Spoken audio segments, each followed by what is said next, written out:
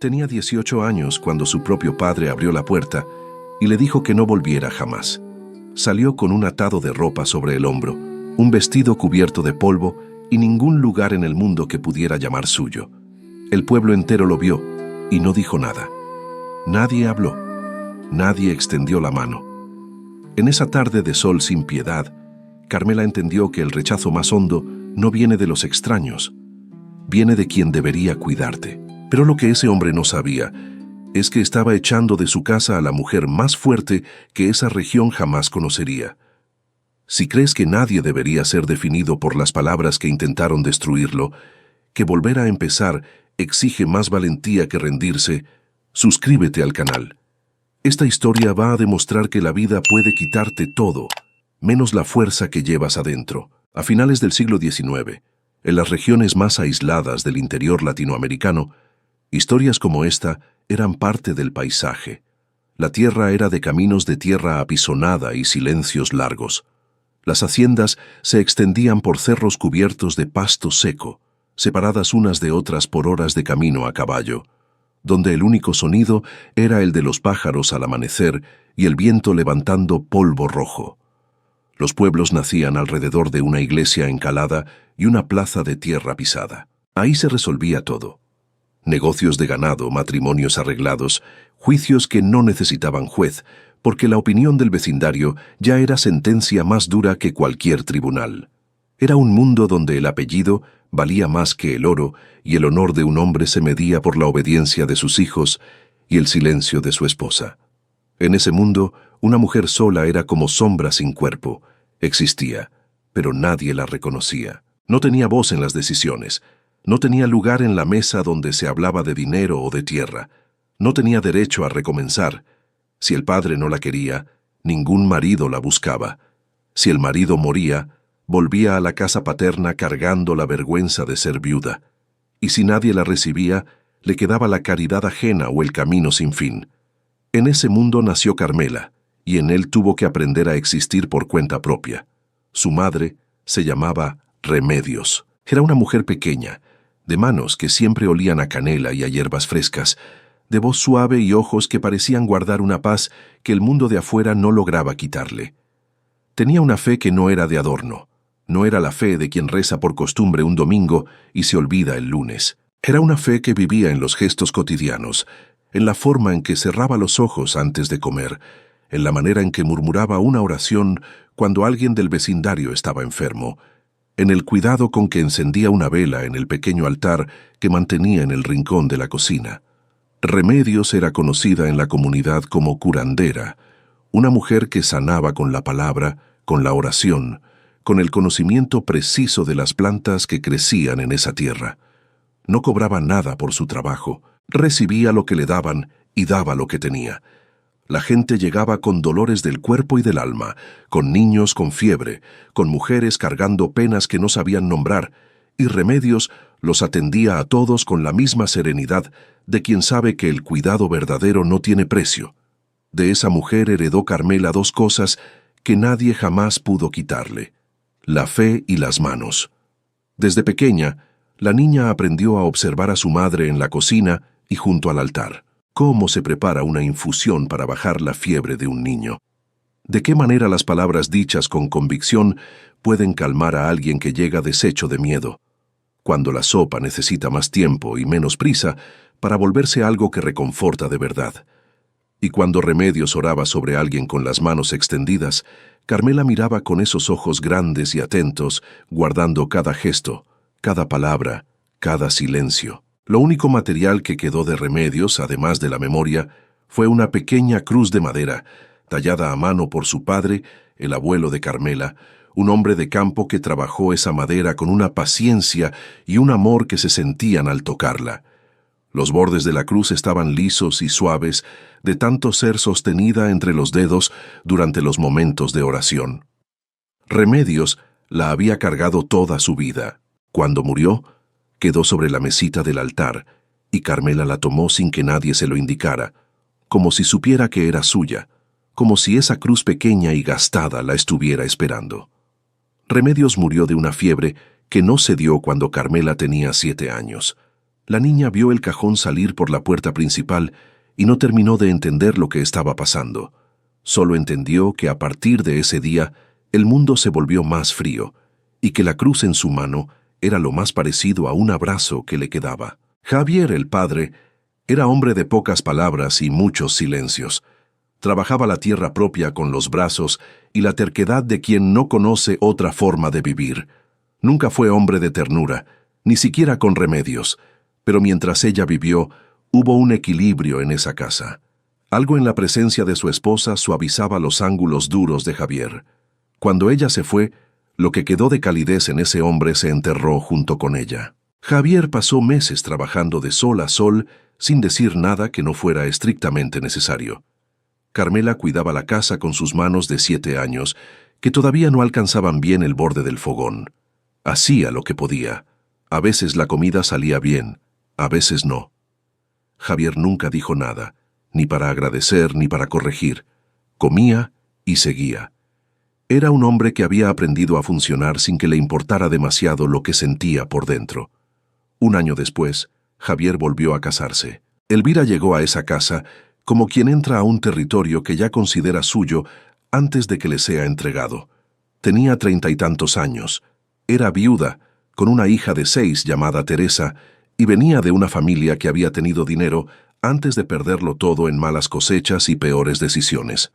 Traía consigo una ambición que no encajaba con el tamaño modesto de esa propiedad y una vanidad que chocaba con la sencillez del lugar. Lo que Elvira no esperaba encontrar era a Carmela. No esperaba encontrar a una niña que, a pesar de todo, tenía algo que Teresa no tenía y que Elvira misma nunca había tenido. Una presencia, un brillo tranquilo en los ojos que no dependía de la ropa, ni del peinado, ni de la aprobación de nadie.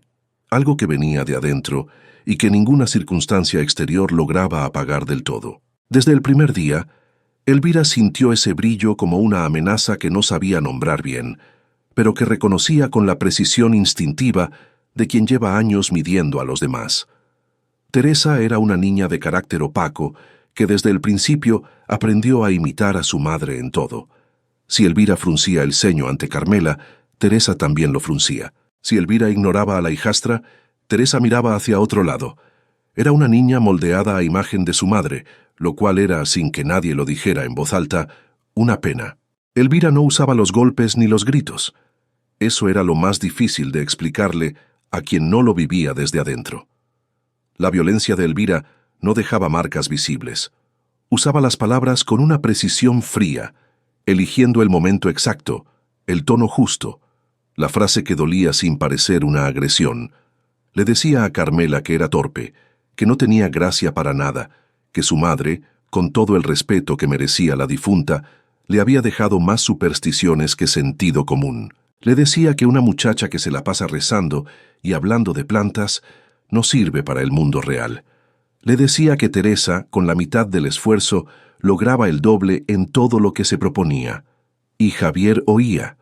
A veces asentía con un movimiento de cabeza que no era acuerdo, pero tampoco era defensa. A veces simplemente se levantaba y salía a revisar el ganado, que era su forma particular de no estar presente sin tener que admitir que estaba eligiendo no estarlo. Carmela creció oyendo esas palabras como quien crece bajo una lluvia constante, que nadie llama lluvia, porque nunca cae lo suficientemente fuerte como para justificar el paraguas. Pero el agua que cae todos los días termina por filtrarse en la piedra más sólida. A los 10 años ya hacía todo el trabajo de la casa, mientras Elvira descansaba en la silla de la entrada. A los 13 lavaba la ropa en el río, con la espalda encorvada bajo el sol. A los 15 cocinaba para todos, cosía, cuidaba las gallinas, ordeñaba la vaca antes de que amaneciera. Todo en silencio, todo sin quejarse, porque cada vez que intentaba hablar, Elvira la interrumpía con algún comentario que cerraba la conversación antes de que empezara, y Javier miraba hacia otro lado. Las heridas que Carmela cargaba no estaban en las manos callosas ni en la espalda adolorida. Estaban en las frases que resonaban en su cabeza durante las horas quietas de la noche, cuando el sueño no llegaba. No sirves para nada. Tu madre era una ilusa. Nadie va a quererte jamás. Esas palabras fueron construyendo dentro de ella una prisión invisible, hecha no de rejas sino de vergüenza. Carmela fue creyendo poco a poco que quizás aquello era verdad, que quizás ella realmente no valía nada, que quizás el mundo no tenía lugar para ella. Pero había algo en Carmela que ni Elvira ni Javier lograron destruir del todo, una llama pequeña y terca que se negaba a apagarse. Quizás venía de Remedios, de esa herencia que no se transmite con palabras, sino con el ejemplo, con la forma de mirar el mundo, con la negativa silenciosa a dejarse vencer. Porque Carmela trabajaba más que cualquier otra persona en esa casa, aprendía rápido, tenía memoria afilada y manos que hacían las cosas con un cuidado natural que nadie le había enseñado del todo. Cuando cocinaba, incluso con lo poco que había, el sabor llegaba al punto exacto. Cuando oraba sobre alguien enfermo, recordando los gestos de Remedios, algo en su voz transmitía una calma que las personas necesitaban sentir. Nadie elogiaba, pero ella sabía, y saber le bastaba por ahora. El cambio que nadie vio venir empezó de la manera más silenciosa posible. Carmela tenía 18 años cuando comenzó a sentirse mal por las mañanas. Al principio lo atribuyó al cansancio, que era mucho y constante. Pero el cansancio que conocía era el del cuerpo después del trabajo, ese que se va con el sueño. Este era diferente. Era un agotamiento que estaba ahí desde que abría los ojos, pesado como piedra mojada, que no mejoraba con el descanso y que venía acompañado de un malestar en el estómago que aparecía casi siempre después de comer. Durante semanas no le dio mayor importancia. Tenía demasiado trabajo para detenerse a pensar en cómo se sentía, pero los síntomas fueron cambiando. Empezó a notar que el cabello se le caía más de lo habitual cuando se peinaba por las mañanas, que tenía episodios de mareo que la obligaban a sujetarse del borde de la mesa, que las yemas de los dedos a veces le hormigueaban sin razón aparente, que había días en que la boca le sabía a metal, un sabor extraño y persistente que no desaparecía aunque se enjuagara. Fue ese sabor metálico el que encendió algo en su memoria. Remedios le había hablado una vez de eso. Carmela tenía quizás 5 o 6 años y recordaba haber escuchado a su madre conversar con una vecina sobre un hombre del pueblo cercano que había muerto de manera extraña, con síntomas que los médicos de la región no supieron explicar bien. Remedios había dicho en voz baja, casi para sí misma, que conocía esos síntomas, que las plantas y los venenos tienen sus propias señales, que el cuerpo habla cuando algo está mal y que hay que saber escucharlo. Carmela no había entendido del todo en ese momento, pero la memoria lo había guardado. Empezó a observar con más atención, a prestar cuidado a cuándo aparecían los síntomas y cuándo no. Notó que los días que pasaba fuera de casa por algún mandado, sin comer lo que se preparaba en el fogón de Elvira, se sentía considerablemente mejor.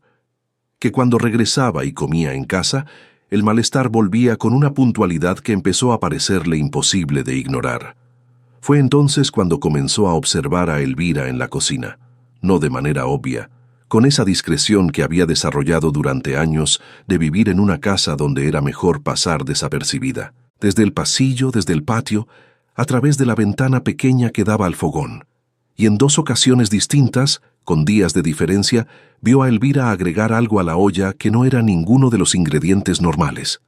Era un polvo blanquecino, muy fino, que Elvira disolvía rápidamente con una cuchara antes de que nadie más entrara a la cocina. La primera vez, Carmela pensó que quizás había imaginado algo. La segunda vez, ya no pudo seguir diciéndose eso. Pasó noches enteras con la cruz de Remedios apretada entre los dedos pensando, buscando en su memoria todo lo que su madre le había enseñado sobre plantas, sobre remedios, sobre venenos, el sabor metálico, el cabello que caía, el hormigueo en las manos, el malestar después de comer, el agotamiento que no cedía. Todo encajaba con algo que Remedios había mencionado alguna vez como uno de los venenos más peligrosos, precisamente porque era difícil de detectar, porque sus síntomas se confundían con enfermedades comunes y porque actuaba lentamente, de manera que nadie sospechara hasta que fuera demasiado tarde. Arsénico. Ese era el nombre que su madre había pronunciado aquella tarde, con una gravedad que Carmela ahora entendía completamente. Durante varios días más, Carmela dejó de comer lo que Elvira preparaba. Encontró razones, que no tenía hambre, que el estómago le molestaba, que comería después. Elvira la miraba con esa expresión que no era del todo neutra, pero no decía nada. Y Carmela, alimentándose de lo que podía conseguir por su cuenta, fruta del patio, pan que compraba en la tienda del pueblo con los centavos que guardaba de algún encargo, fue sintiéndose mejor. No completamente, porque el daño de semanas o meses de exposición no desaparece en días, pero lo suficiente como para confirmar lo que ya no podía seguir ignorando. Fue una tarde que encontró a Javier solo en el patio, sin Elvira cerca, cuando Carmela decidió hablar. Se acercó con cuidado, con esa manera suave que había aprendido de Remedios, para acercarse a algo frágil sin asustarlo. Le dijo que necesitaba contarle algo importante, que no lo decía para causar problemas, que lo decía porque era verdad y porque tenía miedo. Javier la escuchó, o al menos estuvo presente mientras ella hablaba. Le contó todo con calma, sin exagerar, sin drama, con la misma precisión con que Remedios describía los síntomas de un enfermo. Le habló de los mareos, del cabello, del sabor extraño, de lo que había visto en la cocina, de la diferencia entre los días que comía en casa y los días que no. Le habló del polvo blanquecino, le habló del arsénico. Javier la escuchó hasta el final sin interrumpirla. Luego se quedó en silencio un momento largo, y luego dijo que eso era una acusación muy grave para hacerla sin pruebas, que Elvira era su esposa, que una hija que acusa a la esposa de su padre de semejante cosa debería pensarlo muy bien antes de hablar. Le preguntó si estaba segura de lo que estaba diciendo. Carmela dijo que sí, que lo había observado 2 veces, que los síntomas coincidían, que le pedía que al menos prestara atención, que observara. Javier dijo que iba a hablar con Elvira. Eso fue el error que Carmela no supo anticipar.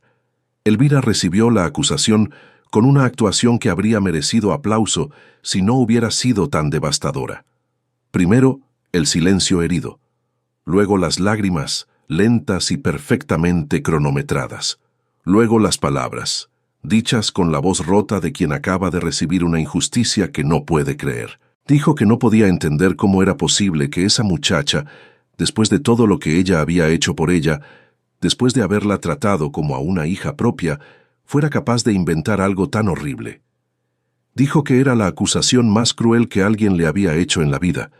Dijo que ella nunca le había deseado el mal a Carmela, que al contrario, que se había desvivido por ella, y que esto era lo que recibía a cambio. Teresa, que había aprendido bien de su madre, empezó a llorar también desde el rincón donde estaba sentada. Javier miró a Carmela con esa expresión que ella conocía desde niña, la expresión de quien ya tomó una decisión y está buscando la manera de justificarla. Le dijo que no iba a permitir que en su casa se hicieran ese tipo de acusaciones sin fundamento, que Elvira era su esposa y merecía respeto, que si Carmela no era capaz de vivir bajo ese techo con la actitud correcta, tendría que pensar en qué iba a hacer.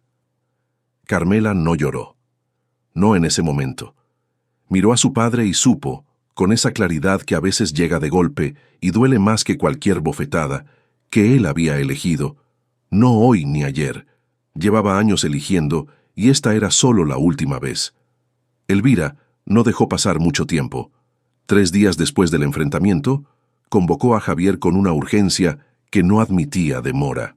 Dijo con la voz temblorosa que reservaba para las ocasiones en que necesitaba parecer víctima, que ya no podía más, que vivir bajo el mismo techo que Carmela le resultaba imposible después de lo que la muchacha había dicho, que o ella o Carmela, que él tenía que elegir. Simultáneamente, y esto Carmela lo supo mucho después, Elvira ya había comenzado a mover su versión de los hechos por el vecindario.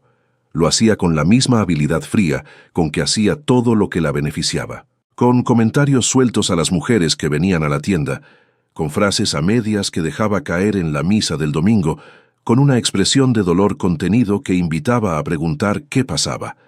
Decía que Carmela había levantado una calumnia horrible contra ella, que la muchacha, que de buena persona no tenía nada aunque lo aparentara, había acusado a su madrastra de algo que ninguna mujer decente sería capaz de hacer. Decía que así era la ingratitud, que uno se desvivía por los hijos ajenos y recibía veneno a cambio, y la ironía de esa última palabra no parecía molestarle en absoluto.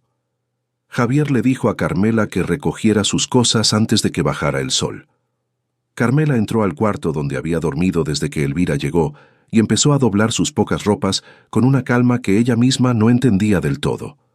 No era insensibilidad, era algo más parecido a una certeza oscura que llevaba tiempo instalada en algún rincón de ella. La certeza de que ese día iba a llegar, de que en algún momento la situación llegaría a un punto sin retorno. Tomó sus 2 mudas de ropa, tomó la cruz de madera de Remedios, que guardaba envuelta en un retazo de tela junto a su cama, y la apretó entre los dedos un momento antes de meterla en el atado. Salió por la puerta principal. Elvira observaba desde la ventana con una expresión que no se molestaba en disimular. Teresa estaba a su lado. Javier estaba sentado en el banco del corredor con los ojos fijos en el suelo, sin levantarlos, sin mirar a la hija que se iba. Algunos vecinos que pasaban por el camino vieron la escena y bajaron la vista. Nadie dijo nada. Era ley no escrita de ese mundo. Lo que pasa entre padre e hija es asunto del padre. Carmela caminó por el camino de tierra sin mirar atrás. El sol de la tarde pegaba fuerte. La cruz en el bolso del delantal era lo más pesado que llevaba encima, no por su peso real, que era casi nada, sino por todo lo que representaba. A los 18 años, sin casa, sin familia, sin dinero, sin ningún lugar en el mundo donde alguien la esperara, Carmela tenía únicamente sus piernas para caminar y una terquedad sorda de seguir haciéndolo, aunque no supiera hacia dónde. Caminó hasta que el sol desapareció detrás de los cerros y el cielo se volvió de ese violeta oscuro que antecede la noche. Encontró un cobertizo abandonado a la orilla del camino, paredes de adobe a medio caer y techo de paja con claros por donde entraban las primeras estrellas. Entró, acomodó un rincón con las manos, extendió el atado en el suelo y se recostó. El silencio era enorme, de ese tipo que llena los oídos hasta parecer ruido. Carmela sacó la cruz de Remedios y la sostuvo sobre el pecho con las 2 manos, igual que la había visto hacer a su madre en las noches difíciles, y ahí, sola en la oscuridad, dejó que las lágrimas vinieran. Lloró despacio, sin hacer ruido, aunque no hubiera nadie que pudiera escucharla. Lloró por los años que no tuvieron ternura, por las noches que pasó enferma sin que nadie lo notara, por el padre que eligió mirar al piso en lugar de mirar a su hija, por el miedo de haber estado tan cerca de algo que podría haberla matado sin que nadie lo supiera nunca. Pero cuando el llanto se agotó y el cansancio comenzó a pesar en los párpados, algo inesperado tomó el lugar del dolor. Una calma que ella no había pedido, pero que llegó de todas formas. Dios y todo a la medida, decía Remedios cuando las cosas salían de manera que no se podía explicar bien. Y ahí, en ese cobertizo roto, Carmela entendió por primera vez en su vida algo que su madre llevaba años intentando enseñarle sin que ella terminara de comprenderlo. Que la libertad no siempre llega de la manera en que uno la imagina, que a veces llega disfrazada de pérdida. Por primera vez en muchos años nadie iba a envenenar su comida. Por primera vez nadie iba a decirle que no servía para nada cuando amaneciera. Por primera vez, el día que comenzaba cuando saliera el sol era completamente suyo para decidir qué hacer con él. Durmió. Y cuando la primera luz entró por los claros del techo de paja, se levantó, sacudió el polvo de la ropa, metió la cruz en el bolsillo del delantal, donde siempre la llevaba. Cargó el atado al hombro y volvió al camino. No sabía hacia dónde iba, pero sabía que quedarse quieta era una forma de morir. Y Carmela, a pesar de todo lo que habían hecho con ella, todavía no estaba lista para dejar de vivir. Caminó 4 días. Durmió a la orilla del camino bajo un árbol, en el corredor de una casa abandonada que olía a tierra húmeda y a madera vieja. Comió lo que encontró por el camino, fruta silvestre, un trozo de pan que una mujer mayor le extendió desde la reja de su patio sin hacer preguntas, agua de los arroyos que cruzaban entre piedras cubiertas de musgo. Los pies se le llenaron de ampollas que reventaron y se volvieron piel gruesa. El vestido, que ya no era bonito antes de salir, quedó cubierto de polvo y de los días. Al 5.º día, cuando el cuerpo pedía descanso de verdad y el hambre apretaba de una manera que ya no se podía ignorar, Carmela vio un pueblo en el valle entre 2 cerros verdes. Era pequeño, con una iglesia de paredes encaladas, un puñado de casas de adobe y teja, un almacén con la puerta de madera abierta y un río delgado que pasaba por el fondo, de esos que en el verano apenas mojan los pies, pero que en las lluvias de enero se vuelven corriente brava. La campana de la iglesia sonó cuando ella entró por la calle principal, y ese sonido simple y antiguo le apretó el pecho, porque le recordaba el pueblo que había dejado, le recordaba los domingos con remedios, le recordaba una vida que parecía haber ocurrido en otro tiempo. Carmela se detuvo frente al almacén. No conocía a nadie, no traía carta de recomendación ni apellido que abriera puertas. No tenía nada más que el aspecto de alguien que había dormido varios días en el suelo. El almacenero, un hombre de bigote entrecano y mirada desconfiada, la observó de arriba a abajo con ese escrutinio que la gente reserva para quien no pertenece al lugar. Carmela dijo que buscaba trabajo, cualquier trabajo, a cambio de comida y un lugar donde dormir. El hombre sacudió la cabeza sin mucho interés y siguió acomodando sus mercancías. Fue la primera puerta cerrada. Carmela ya esperaba eso. Tocó en otras casas. En la del herrero, la esposa dijo que no necesitaban ayuda. En la pensión del pueblo, la dueña dijo que solo recibía a quien pudiera pagar. Carmela ofreció trabajo a cambio de alojamiento, lavar, limpiar, lo que fuera necesario. La mujer hizo ese gesto de boca que significa que ya decidió que no, pero finge que está pensando. Y dijo que no, gracias. Carmela agradeció con una inclinación de cabeza y siguió caminando. El sol ya estaba bajo cuando llegó al final de la calle que subía hacia el cerro. Ahí estaba la última casa del pueblo, una construcción antigua de paredes de adobe con el techo de teja remendado en varios puntos y un patio lateral tomado por la vegetación. Pero entre esa vegetación, Carmela vio algo que hizo que sus ojos se detuvieran.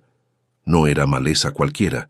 Eran plantas organizadas aunque sin orden perfecto, creciendo entre piedras y troncos caídos con esa forma que tienen las cosas que alguien cuida, aunque no tenga fuerzas para cuidarlas del todo.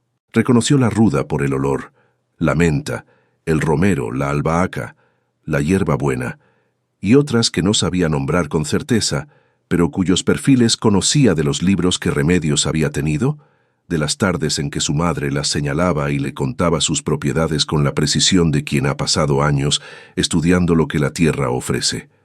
Ese olor verde y medicinal fue como encontrar algo que se creía perdido para siempre. Carmela tocó la puerta. Esperó. Volvió a tocar. Escuchó el arrastrar de unos zapatos lentos al interior y la puerta se abrió apenas, revelando a una mujer muy anciana, encorvada por el peso de los años, con el cabello blanco recogido en un moño suelto y unos ojos pequeños que brillaban con una inteligencia que el cuerpo ya no podía acompañar. Era doña Asunción. Tenía 70 y tantos años, aunque nadie sabía con exactitud cuántos, ni ella misma. Vivía sola en esa casa desde que su marido murió hacía más de 20 años. Nunca tuvo hijos. Era la curandera del pueblo, la mujer que conocía el nombre y el uso de cada planta de esa región, que preparaba los remedios que aliviaban la fiebre, calmaban el dolor de las articulaciones, acompañaban a las mujeres en el parto y sostenían a los moribundos en sus últimas noches. También oraba sobre los enfermos con esa fe tranquila que no necesita explicarse, que simplemente está y actúa. La anciana miró a Carmela con esos ojos pequeños que parecían ver más de lo que estaba a la vista. No le preguntó de dónde venía. No le preguntó el apellido ni la razón por la que estaba sola y cubierta de polvo. Le preguntó únicamente si tenía hambre. Carmela asintió porque la voz se le había cerrado en la garganta. Doña Asunción abrió la puerta del todo y dio paso. Esa noche Carmela comió un plato de sopa de verduras con tortillas recién hechas que la anciana calentó en el fogón de leña. Comió despacio, sintiendo el cuerpo agradecer el calor de la comida después de días comiendo casi nada. Doña Asunción se sentó al otro lado de la mesa y la observó en silencio, con esa paciencia de quien ha visto mucho y aprendió que las historias llegan cuando la persona está lista para contarlas. Carmela no contó nada esa noche, ni la siguiente. Doña Asunción no insistió. El acuerdo entre las dos se estableció sin palabras, de esa manera en que funcionan las cosas cuando dos personas se necesitan mutuamente en la medida exacta. Carmela limpiaba la casa, lavaba la ropa, cuidaba el patio, cocinaba, traía agua del río. Doña Asunción ofrecía techo, comida y, sin que ninguna de las dos lo planeara, algo mucho más grande: conocimiento. Sucedió de a poco, como todo lo que es verdadero. La anciana pedía a Carmela que cortara ciertas plantas del patio, y al pedirlo, le explicaba el nombre, la propiedad, la manera correcta de cortarlas sin dañar la raíz. Le pedía que preparara infusiones, y mientras Carmela lo hacía, le enseñaba las proporciones, el tiempo de cocción, el momento exacto de colar. Le pedía que acompañara a las personas que llegaban buscando ayuda, primero solo para observar, luego para participar. Carmela absorbía todo con una avidez que no era del estómago, sino del alma. Cada cosa nueva que aprendía encendía algo que había estado apagado durante años. Era como si sus manos supieran lo que tenían que hacer antes de que su cabeza terminara de entenderlo. Como si hubiera una memoria guardada en los dedos, heredada de remedios, que solo necesitaba a alguien que la despertara. Doña Asunción lo notó pronto. Dijo un día, casi para sí misma, mientras observaba a Carmela preparar una cataplasma con precisión, de quien ya lo ha hecho muchas veces, que esa muchacha tenía algo que no se enseña, que se trae desde antes y que era una lástima dejar que eso se perdiera. Y también enseñaba a orar, a poner las manos sobre quien sufre con la convicción tranquila de que algo más grande que uno mismo está presente en ese gesto. A decir las palabras con fe real, no con la boca sola. A escuchar antes de hablar, porque muchas veces la persona que llega necesita ser escuchada antes de necesitar cualquier remedio. Carmela aprendía eso también con una familiaridad que la asombraba. Era exactamente lo que había visto hacer a Remedios desde que tenía memoria. Era como volver a un idioma que conocía desde niña y que había tenido que dejar de hablar por mucho tiempo. La primera persona que buscó a Carmela sola fue una madre con un niño de meses que llevaba 2 días llorando sin parar, con el vientre duro y los puñitos apretados del dolor.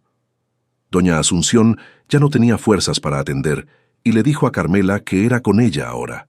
Carmela sintió el miedo apretarle el pecho, pero las manos actuaron antes de que el miedo ganara. Preparó una infusión suave de manzanilla y anís estrellado, muy diluida, tibia, que dio al bebé gota a gota con paciencia. Masajeó el vientre del niño con movimientos circulares lentos, hablándole en voz baja, como había visto hacer a Remedios con los niños pequeños, y oró. Con la cruz de madera en la mano, con esa fe que no necesitaba explicación, oró sobre ese bebé con toda la convicción que tenía. En pocas horas el niño se calmó. La madre lloró de alivio y quiso pagarle con lo poco que tenía. Carmela rechazó el dinero. Aceptó una gallina que la mujer insistió en dejarle. Esa fue la primera. Después vinieron más, y con cada persona que salía mejor de lo que llegó, algo se iba acomodando dentro de Carmela. No era orgullo. Era algo más parecido a la confirmación lenta de que todo lo que Elvira le había dicho durante años estaba equivocado, que sí servía, que sí valía, que había algo en ella que el mundo necesitaba. También empezó a cocinar para vender. Comenzó por necesidad, preparando comida que los trabajadores de las haciendas cercanas compraban cuando pasaban por el pueblo. Un guiso, un caldo, tortillas. Las mujeres del vecindario empezaron a pedir que les preparara platillos para los días de fiesta. La fama de sus manos en la cocina se fue extendiendo con la misma discreción con que se extendía su reputación como curandera. 2 oficios que venían del mismo lugar, del amor aprendido de Remedios, del cuidado como forma de estar en el mundo.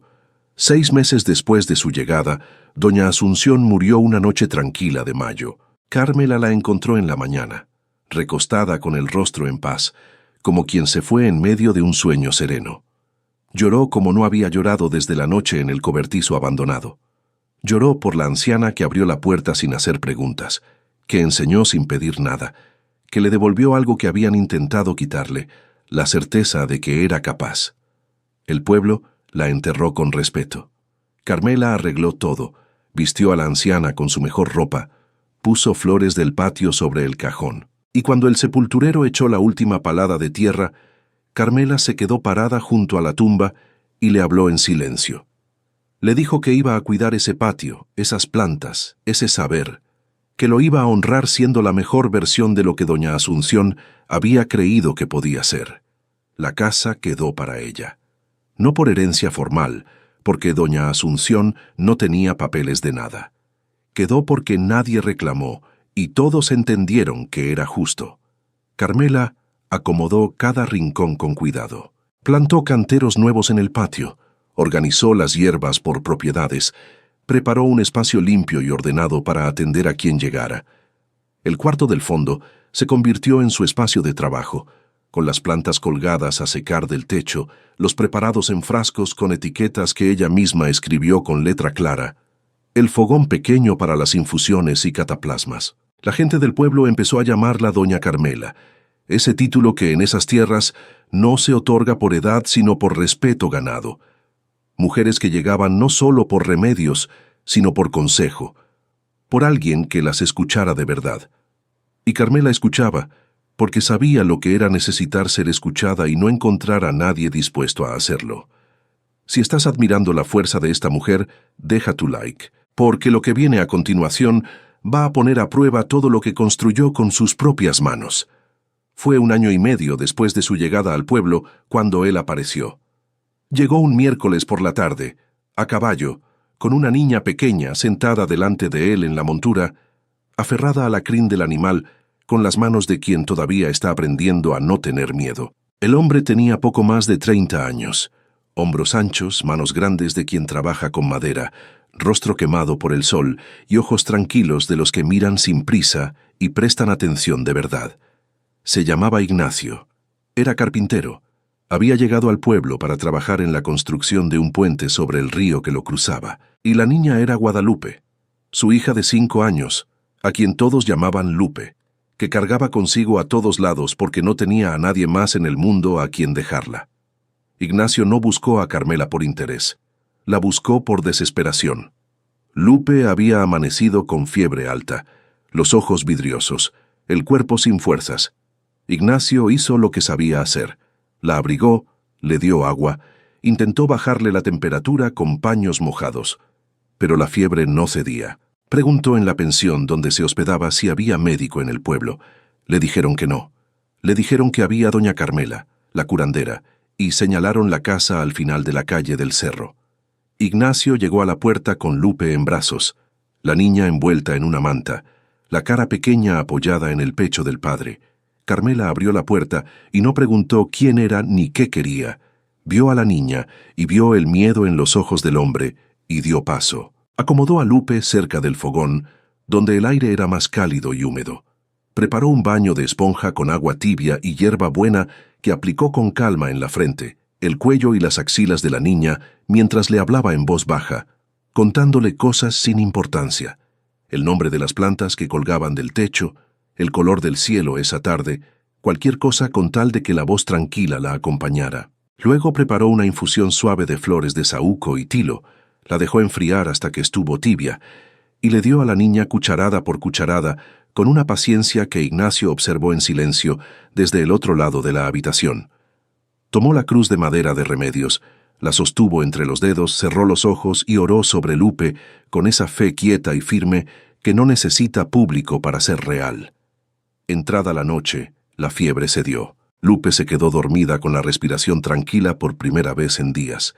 Ignacio soltó el aire como si lo hubiera retenido desde que salió de la pensión. Agradeció en voz baja para no despertar a la niña. Carmela dijo que no era necesario, que volviera al día siguiente para ver cómo amanecía Lupe y buscar el preparado que le dejaría para los días siguientes. Ignacio tomó a su hija en brazos, con ese cuidado que los hombres grandes tienen con las cosas pequeñas, y salió en la oscuridad de la noche. Carmela se quedó en la puerta viéndolos alejarse por la calle de tierra y sintió algo que no había sentido la primera vez que ayudó a alguien. No era satisfacción por el trabajo bien hecho, aunque eso también estaba. Era la imagen de ese hombre cargando a su hija como si fuera lo más valioso que tenía en el mundo. Era el reconocimiento silencioso de que ahí había alguien que sabía lo que significaba cargarlo todo solo, sin quejarse, porque no había a quién. Ignacio volvió al día siguiente, como ella pidió. Lupe estaba mejor, la fiebre había bajado casi del todo, y los ojos ya tenían esa chispa de curiosidad que tienen los niños cuando empiezan a recuperarse. Carmela examinó a la niña con cuidado, preparó el remedio para los días siguientes, y explicó a Ignacio cómo darlo, cuándo y en qué cantidad. Él escuchó cada palabra con esa atención que solo tienen las personas que realmente se importan. Repitió las instrucciones para asegurarse de haberlas entendido bien. Cuando quiso pagar, Carmela rechazó. Dijo que a los niños no se les cobraba. Él insistió. Ella mantuvo el no. Él se quedó parado un momento sin saber cómo agradecer de otra manera y entonces dijo que era carpintero, que si ella necesitaba algo arreglado en la casa, cualquier cosa, bastaba con decirlo. Carmela lo miró un instante más largo de lo que pretendía y aceptó. Ignacio apareció 3 días después con herramientas y madera. Arregló la puerta del patio que chirriaba, reemplazó 2 tablas del piso que crujían peligrosamente, hizo una repisa nueva para el cuarto de trabajo que quedó firme y bien terminada, con ensambles perfectos. Trabajó la mañana entera en silencio, concentrado, y Carmela trabajaba del otro lado de la casa, atendiendo a una señora que llegó a buscar remedio para el insomnio, preparando la comida que tenía encargada para esa tarde. Los dos en sus respectivos oficios, sin conversación forzada, sin necesidad de llenar el silencio con palabras que no tuvieran nada que decir. Y había algo muy natural en eso, como si la casa no notara ninguna diferencia entre la presencia de uno y la del otro. Lupe, que al principio se quedaba pegada a la pierna de su padre observando a Carmela desde la distancia, con ojos desconfiados, fue acercándose de a poco con esa inevitabilidad que tienen los niños cuando la curiosidad termina ganándole al miedo. Un día se paró junto a la repisa donde Carmela guardaba sus preparados y se quedó mirando los frascos de distintos colores con los ojos muy abiertos. Carmela lo notó. Sin apresurarse, sin hacer un gesto grande que pudiera asustarla, tomó un frasco de tintura de caléndula, de un amarillo casi naranja, y se lo mostró a la niña. Le explicó que venía de una flor que crecía en el patio y que servía para curar las lastimaduras de la piel. Lupe escuchó con esa seriedad que los niños pequeños ponen cuando algo les parece realmente importante. Señaló otro frasco. Carmela explicó, señaló otro, y así pasaron la tarde. A partir de ese día, Lupe pedía a su padre que la llevara a casa de doña Carmela. El tiempo fue pasando y la presencia de Ignacio en la vida de Carmela se fue volviendo cotidiana de esa manera en que las cosas verdaderas se instalan, sin anuncio, sin un momento exacto que se pueda señalar como el inicio. Él dejaba a Lupe en las mañanas y volvía al caer la tarde. A veces se quedaba a comer.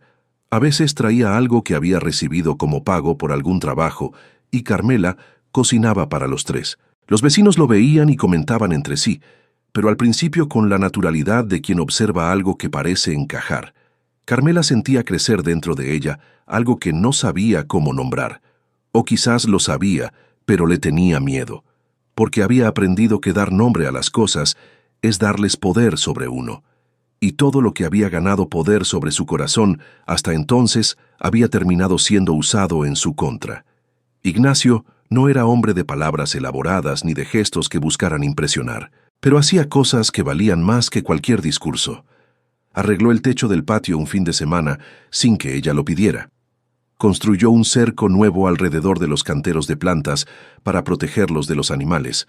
Cuando una tormenta llegó de repente en la noche y Carmela salió corriendo al patio a cubrir las plantas nuevas, Ignacio apareció en la oscuridad, empapado, para ayudar sin que nadie lo hubiera llamado. Quedaron los dos bajo la lluvia cubriendo los canteros con palma y lona, y cuando terminaron, mojados y sin aliento, sus ojos se encontraron en la luz débil del farol que iluminaba la ventana de la cocina.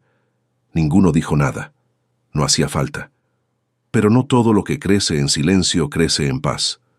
Doña Pura, esposa del almacenero y mujer de mucha presencia en el vecindario, era de esas personas que alimentan su propia importancia con la desgracia ajena. Tenía 50 y tantos años, se vestía mejor que la mayoría, y presidía un grupo de señoras que se reunían los jueves a coser y a intercambiar información, que era el nombre que le daban a la murmuración.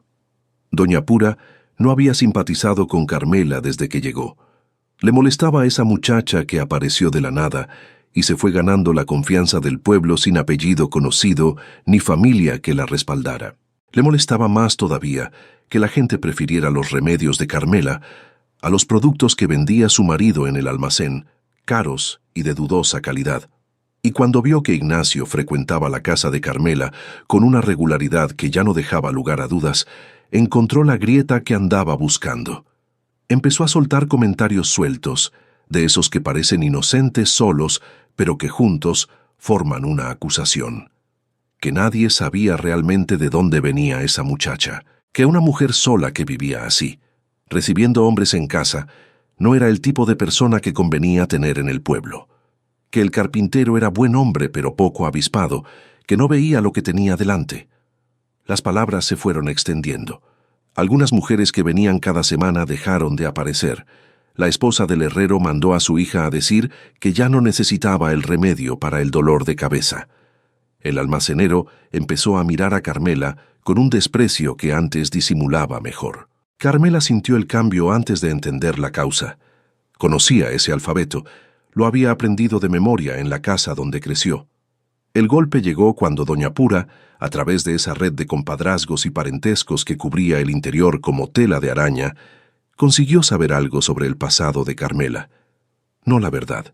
La verdad no viaja tan rápido como la mentira. Consiguió la versión de Elvira, la versión que pintaba a Carmela como una muchacha de carácter torcido que había levantado una calumnia horrible contra su propia madrastra y había sido echada de su casa por un padre que ya no podía más con tanta ingratitud. Doña Pura reunió a las señoras del grupo del jueves y contó todo con los detalles que ella misma se encargó de agregar, porque el chisme sin exageración no cumple su función. La historia que circuló por el pueblo mezclaba la acusación que Carmela había hecho contra Elvira con insinuaciones sobre su carácter y su pasado, y terminaba con la imagen de una muchacha que había llegado a ese pueblo huyendo de su propia familia. Carmela empezó a escuchar murmullos cuando caminaba por la calle, puertas que se cerraban cuando se acercaba. Una madre que había traído a su hijo 3 veces cruzó la calle para no tener que saludarla. El miedo antiguo volvió con toda su fuerza. Ese miedo que vivía en el estómago y apretaba la garganta. Pensó en recoger sus cosas e irse antes de que empeorara. El cuerpo sabía los movimientos. Había repetido esa coreografía antes, pero esta vez había algo diferente. Esta vez Carmela no era la muchacha de 18 años que salió con un atado y sin voz. Era doña Carmela. Tenía una casa, un oficio, un patio de plantas que había sembrado con sus propias manos. Tenía el legado de doña Asunción vivo en cada frasco de su cuarto de trabajo. Tenía personas a quienes había cuidado, niños que había ayudado a sanar, mujeres que había acompañado en sus horas más oscuras, y tenía, aunque todavía no lo hubiera dicho en voz alta, 2 personas que importaban más que cualquier chisme.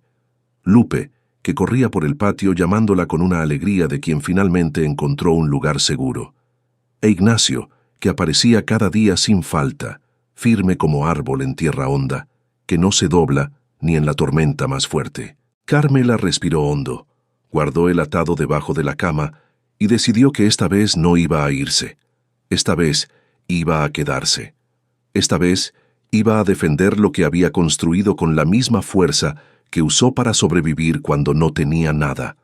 Porque el valor no es la ausencia del miedo. Es lo que uno hace a pesar de él. Lo que vino después no lo anticipó nadie. Una mañana llegó a la puerta de Carmela un hombre que ella no esperaba ver. Era un peón que trabajaba en una hacienda cercana, que traía en la mano una carta y en el rostro la expresión de quien preferiría estar en cualquier otro lugar. La carta era de Javier. Carmela la leyó 2 veces. Su padre le escribía con una letra irregular y tensa que delataba el esfuerzo de quien no escribe seguido. Decía que había escuchado rumores sobre ella, que quería saber si eran ciertos, que había gente del pueblo que le había hecho llegar comentarios y que como padre tenía el deber de aclarar las cosas. No decía nada sobre lo que le había hecho. No mencionaba la tarde en que le dijo que se fuera. Era como si ese momento no hubiera existido en su memoria, o como si existiera, pero en una versión donde él no tenía responsabilidad de nada. Carmela dobló la carta, la guardó y pasó el resto del día trabajando como siempre. Esa noche, con la cruz de remedios en la mano, pensó en lo que quería responder. Pensó en el miedo que había sentido cuando descubrió lo que Elvira le estaba haciendo. Pensó en la tarde en que le contó todo a su padre y él miró al piso. Pensó en los años de trabajo callado y palabras que dolían. Y pensó también en Remedios, en cómo su madre habría respondido a esa carta. Al día siguiente, le escribió, con la misma calma con que hacía todo lo que importaba. Le dijo que estaba bien, que había encontrado su lugar en el mundo, que si algún día quería saber cómo era ese lugar, la puerta de su casa estaba abierta. No le dijo nada más, no hacía falta todavía. Javier llegó 3 semanas después. Apareció un martes de mañana, más viejo de lo que Carmela recordaba, con el rostro gastado por el sol y algo en la postura que no era el mismo de antes. Ese hombre que había llegado a su propia casa, con la autoridad de quien da órdenes, parecía haber encogido de alguna manera que no tenía que ver con el cuerpo. Doña Pura y su grupo lo vieron llegar y la noticia se extendió por el pueblo en menos de 1 hora. El padre de la curandera había llegado. Iba a haber aclaraciones, pero lo que pasó no fue lo que nadie esperaba. Javier entró a la casa de Carmela sin público. Ella lo recibió en la cocina, le ofreció café y lo escuchó. Javier habló con dificultad, como hombre que no tiene práctica de decir lo que siente. Dijo que había enfermado, que los síntomas que tenía no eran normales, que él mismo había empezado a sentirse mal de maneras que no encontraba explicación. Mareos, el estómago que no funcionaba bien, un sabor extraño en la boca. Carmela lo miró en silencio un momento largo. Luego dijo, «¿Ese sabor? ¿A metal?» Javier la miró con algo en los ojos que ella nunca le había visto. No era solo sorpresa, era el principio de una comprensión que llegaba demasiado tarde pero que llegaba al fin. Dijo que sí, exactamente así. Carmela le explicó lo que había aprendido durante su enfermedad, los síntomas, la causa probable, la manera en que el arsénico actúa en el cuerpo de manera lenta y difícil de distinguir de otras enfermedades. Le explicó con la misma calma clínica con que explicaba cualquier cosa a cualquier paciente, sin dramatismo, sin decirle en ningún momento lo que ella misma había pasado, porque eso vendría después, si es que venía. Javier escuchó esta vez. Escuchó de verdad, con esa atención que debería haber tenido años atrás y que ahora llegaba tarde pero completa. Cuando Carmela terminó de hablar, el silencio entre los dos fue largo. Por la ventana se escuchaba a Lupe jugando en el patio con una gallina que Carmela dejaba andar suelta. Javier dijo, con la voz más baja que ella le había escuchado en la vida, que Elvira había desaparecido hacía 10 días, que se había ido llevando el poco dinero que había en la casa, y que entre sus cosas encontró un papel con anotaciones, cantidades, fechas, nombres. El nombre de Carmela. El suyo. El silencio que siguió lo llenaron los dos solos, cada uno con el peso que le correspondía. Javier no sabía pedir perdón con palabras directas. Era hombre de una generación que no aprendió ese idioma, pero dijo algo que Carmela guardó para siempre. Dijo que Remedios siempre supo lo que valía su hija, que él había sido demasiado cobarde para verlo cuando tenía que verlo, que lo lamentaba. Carmela apretó la cruz de madera en el bolsillo del delantal. Pensó en su madre, pensó en todos los años de silencio y trabajo y palabras que dolían y miedo a morir sin que nadie supiera por qué. Y pensó en dónde estaba ahora, en esa cocina que era suya, en ese oficio que era suyo, en esa vida que había construido desde nada con las propias manos. No le dijo a su padre que todo estaba bien, porque no era verdad, y ambos lo sabían, pero le dijo que podía descansar antes de volver, que el camino era largo y el caballo parecía cansado. Era lo máximo que podía darle en ese momento. Y Javier entendió. En el pueblo, las cosas volvieron a su ritmo con esa naturalidad que tiene el interior para absorber el escándalo y seguir adelante. Cuando se supo que el padre de Carmela había llegado, no a acusarla, sino a buscarla, y cuando algunas personas que la conocían de verdad empezaron a hablar en voz alta sobre lo que ella había hecho por ellos y por sus familias, la versión de Doña Pura empezó a perder el peso que había tenido. La madre del niño al que Carmela había bajado la fiebre esa primera noche dijo en voz alta en la plaza que esa mujer le había salvado al hijo cuando nadie más pudo hacer nada. El peón de la hacienda que ella había atendido de una infección seria dijo que sin doña Carmela probablemente hubiera perdido el brazo. Voz por voz, historia por historia, el pueblo fue recordando lo que ya sabía, pero había dejado que el chisme le tapara temporalmente. Doña Pura no desapareció. Gente como ella no desaparece, pero perdió esa batalla específica, y en ese mundo donde la palabra tiene el peso de una sentencia, perder esa batalla significaba mucho. Ignacio pidió a Carmela que se casara con él una noche sin luna especial, sentados en el corredor después de cenar, con Lupe ya dormida adentro. Dijo que no tenía mucho que ofrecer: manos de carpintero, una hija pequeña y la palabra de que iba a estar a su lado mientras ella lo quisiera. Carmela sonrió de esa manera, que era rara en ella y que por eso valía tanto. Le dijo que ya le había dado lo más importante que alguien puede dar: presencia, constancia. Un amor que no necesita demostrar nada porque simplemente está. Dijo que sí. Se casaron en la iglesia del pueblo en una ceremonia sencilla con la gente que importaba. Lupe llevó los anillos en un cojincito que Carmela cosió de retazos de algodón de colores. El padre bendijo la unión. Javier, que había venido desde lejos para estar presente, ocupó el primer banco con la rigidez de quien todavía no sabe bien cómo caber en la alegría de su hija, pero que hizo el esfuerzo de estar. Carmela no le negó ese lugar, no porque todo estuviera resuelto entre ellos, que no lo estaba, sino porque había aprendido de Remedios que el perdón no es un regalo que se le da al otro, sino una decisión que uno toma por sí mismo. Una manera de soltar el peso que ya no tiene para qué seguir cargando. Los años pasaron como pasan en el interior, despacio y llenos. Carmela e Ignacio tuvieron 2 hijos, una niña a quien llamaron Remedios, como la abuela que nunca conoció, y un niño al que pusieron Sebastián. Lupe creció llamando a Carmela mamá, sin que nadie se lo pidiera ni se lo enseñara, porque hay cosas que el corazón decide solo cuando encuentra lo que andaba buscando sin saber cómo nombrarlo. Carmela fue para Lupe exactamente lo contrario de lo que Elvira había sido para ella. No de manera calculada, no como una decisión consciente de hacer las cosas diferentes, sino de manera natural, porque el cuidado verdadero no necesita esfuerzo cuando viene del lugar correcto. Estaba presente cuando Lupe tenía miedo, escuchaba cuando la niña hablaba, aunque lo que dijera pareciera pequeño, porque había aprendido en carne propia que las cosas pequeñas que se dicen a un niño no son pequeñas en absoluto. Celebraba lo que Lupe lograba, por modesto que fuera, porque sabía el daño que hace crecer sin que nadie te vea. Lupe fue creciendo con esa confianza tranquila que tienen los niños que saben que hay alguien que los sostiene.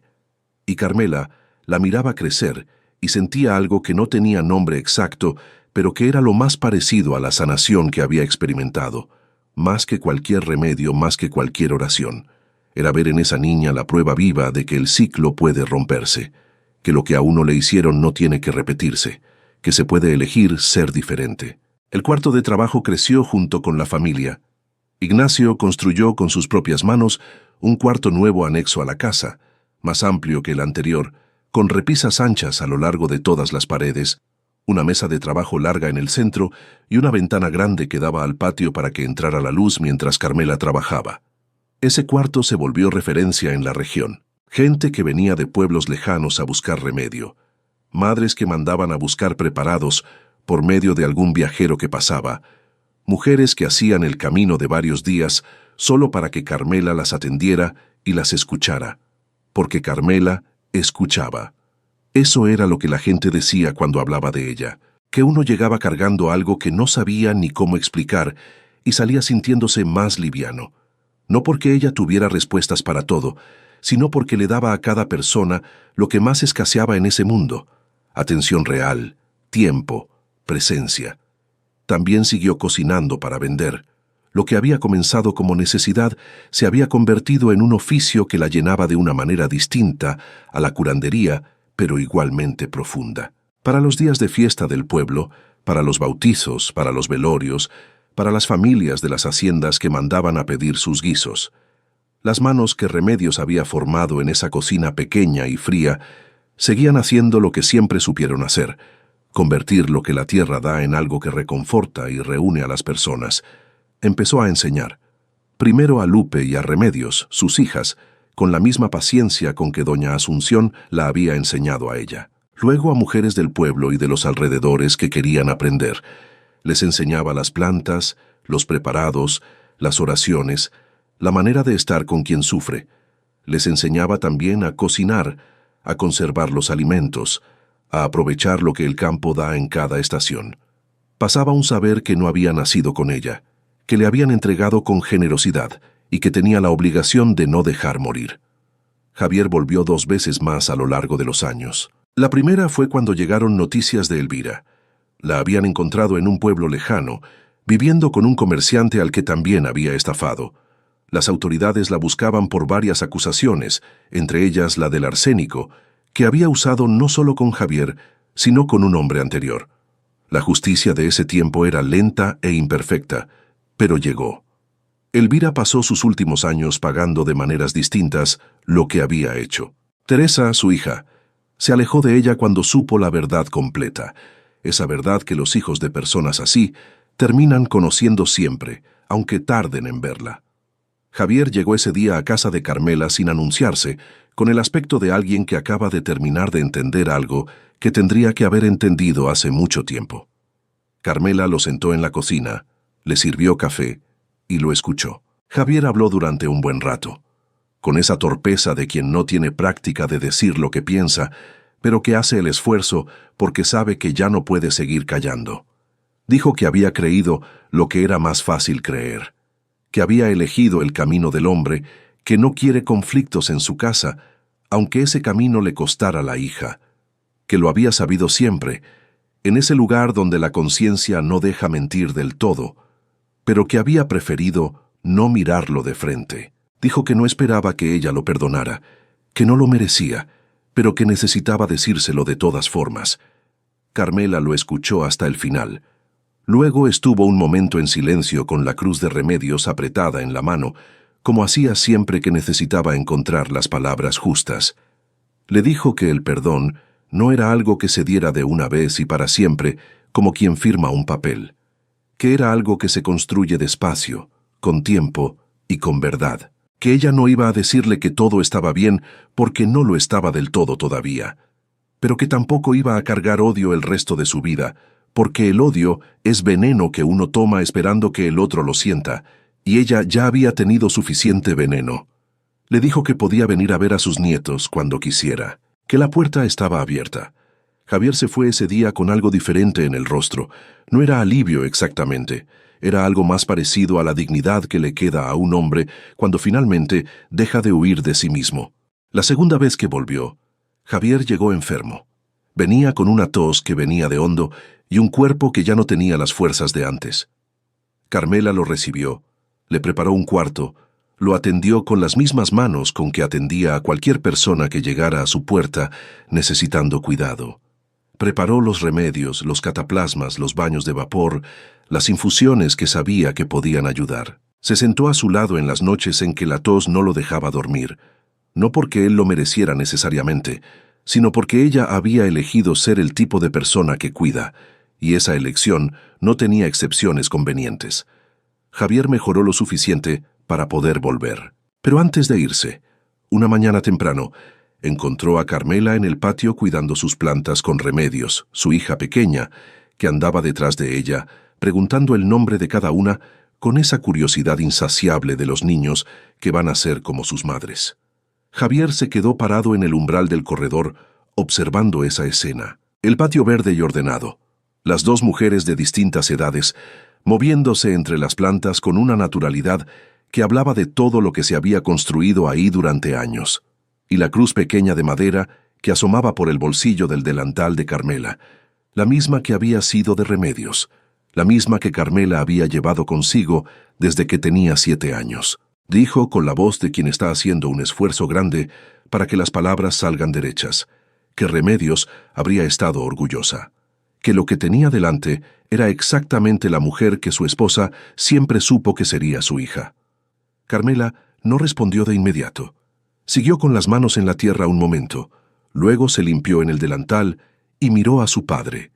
Le dijo que lo sabía, que lo había sabido siempre, que eso era lo único que le había permitido seguir adelante en los momentos en que todo lo demás dijo que no había razón para hacerlo. Javier asintió. Bajó la vista, y en ese gesto pequeño había más de lo que ninguno de los dos podía decir con palabras. Una tarde de domingo, Muchos años después de haber salido con un atado al hombro y ningún destino claro, Carmela estaba sentada en el corredor de la casa que Ignacio había ampliado 2 veces para que cupiera la familia que fue creciendo. Remedios y Sebastián jugaban en el patio.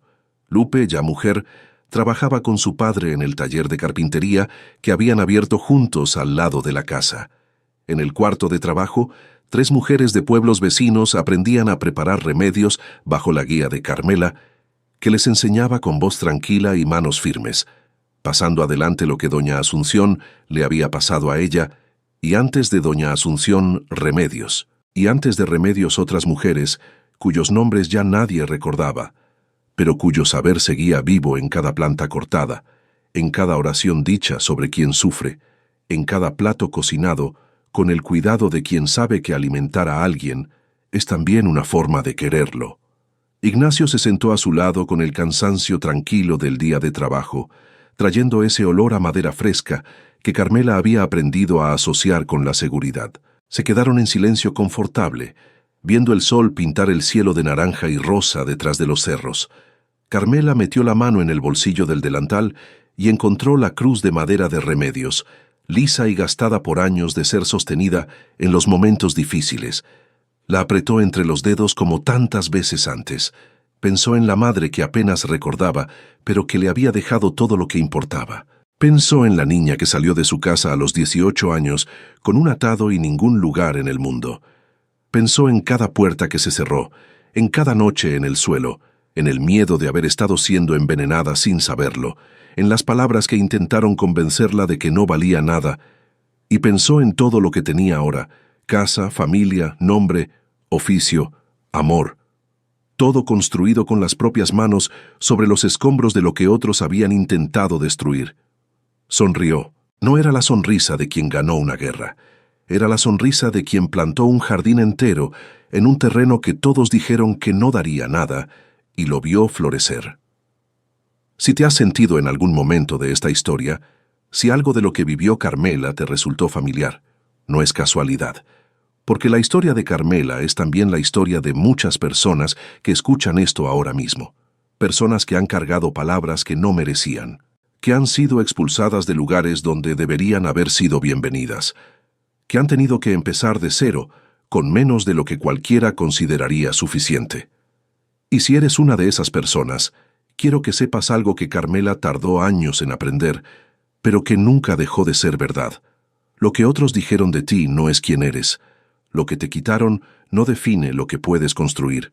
Y la fuerza que necesitas para empezar de nuevo no viene de afuera. Ya está en ti. Ha estado ahí todo el tiempo, esperando que dejes de escuchar las voces que intentan convencerte de lo contrario. Reconstruir no es olvidar lo que pasó. Es decidir que lo que pasó no va a ser lo último que te define. Es levantarse un día más, aunque ese día no tenga destino claro, aunque los pies duelan y el camino parezca largo. Es hacer, con lo que tienes y desde donde estás, algo que valga la pena. Algo que cuando lo mires años después puedas reconocer como tuyo, construido con tus manos, sostenido por tu fe, regado con tu esfuerzo. Carmela lo hizo, y tú también puedes. Si esta historia te movió algo por dentro, deja tu like y suscríbete al canal. Aquí en Cuentos de Viuda contamos historias que nacen del corazón de nuestra gente, historias de mujeres que cayeron y eligieron levantarse, de personas que convirtieron el dolor en fuerza y el rechazo en punto de partida. Y siempre hay otra historia esperándote, porque todo el mundo merece la oportunidad de escribir su propio destino.